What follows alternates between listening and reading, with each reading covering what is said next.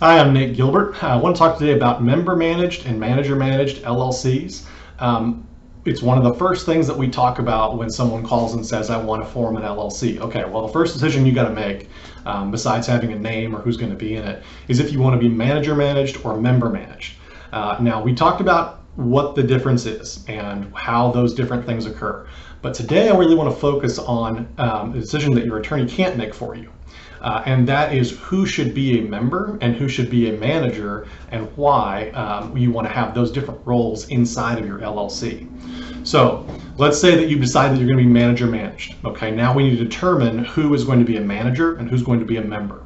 Now, importantly, in most LLCs, you can have as many managers as you want to have. So oftentimes when a husband and wife form an LLC and they want to be manager managed, which I usually recommend because it's easier to change things down the road, I will often make both of them managers. So they're both managers and they're both members.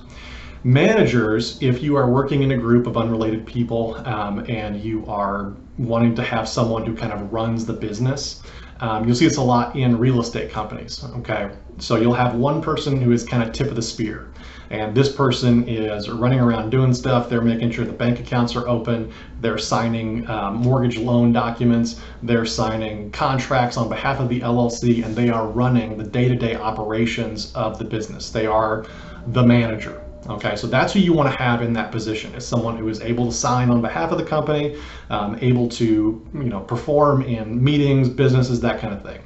Members would run things internally. Okay, so members, we almost kind of think of them as passive investors, but really internally, members are going to be the ones that vote on things like who the manager is going to be, how to change things within the LLC, any corporate resolutions that need to happen based on the operating agreement. Those are going to be internal decisions made by either a majority or supermajority of the membership.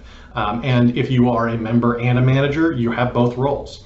So members might be ones that come in on a real estate company that say, look, I've got some money I want to invest, and we're going to put in $50,000, but I don't want to be bothered with opening the bank account and making sure I'm at closing because I have to sign on behalf of the company in acquiring the property, or working with the property management company once the property is purchased and we're actively renting it out or working on it. I don't want to have to deal with that. Just talk to me when we need something internally with the company, and those people would be members. And we can separate out individuals within the company based on those roles. And that's another reason that I like manager managed. And usually my default for even single member LLCs that come to me and say, should I be manager managed or member managed, is, well, let's have you be manager managed. Because right now, if I make you a manager managed LLC and everyone who's involved is a member and a manager, there's no real difference. Everyone's going to be doing the same thing as they would in a member managed LLC. However, down the road, let's say the company kind of grows and now I want to restructure it. We want to appoint someone who can be the point man, the tip of the spear that goes through and does the business oriented things that we want them to do as a manager. So this would be your manager. We can appoint that person, and everything works very, very smoothly in that way.